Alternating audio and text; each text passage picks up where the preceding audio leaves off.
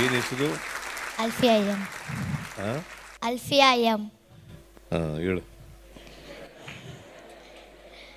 ನನ್ನ ನನ್ನ ಐಷಾ ಅವ್ರದ್ದು ಸ್ಕೂಲ್ ಬಂದಿದ್ದೆ. ನಿಮ್ಮ ನಿಮ್ಮ ಶಾಲೆ ಜೀವನ ಹೇಗಿದ್ದು?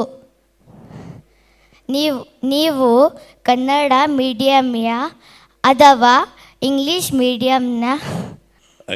SSLC ಪಾಸ್ ಆಗೋವರೆಗೂ ಕನ್ನಡ ಮಾಧ್ಯಮದಲ್ಲೇ ಓದಿದೆ. ಆಮೇಲೆ ಯುವರಾಜ್ ಕಾಲೇಜಿನಲ್ಲಿ ನಾನು PUC ಸೇರ್ಕೊಂಡೆ.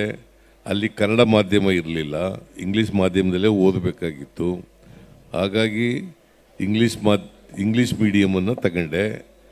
ಸೊ ನಾನು ಇಂಗ್ಲೀಷ್ ಫಸ್ಟ್ ಕ್ಲಾಸ್ನಲ್ಲಿದ್ದವನು, ನಂಬರ್ 1 ಇದ್ದವನು ಶಾಲೆಗೆ, ವಿದ್ಯಾವರ್ಧಕ ಹೈಸ್ಕೂಲ್ನಲ್ಲಿ. ನಾನು 2ನೇ ಸೆಕೆಂಡ್ ಕ್ಲಾಸ್ಗೆ ಬರಬೇಕಾದಂಥ